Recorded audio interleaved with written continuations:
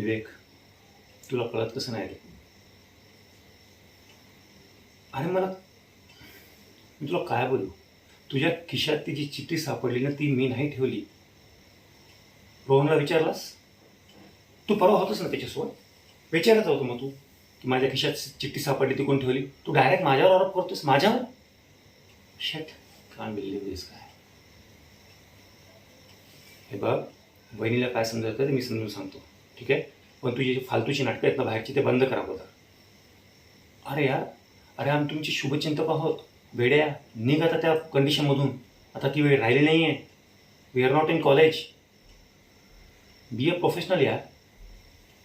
आणि हा भरोसा ठेव माझ्यावर, कळालं ना? आणि तुझा अगोदर त्याला विचारून घे काय आहे ते मॅटर.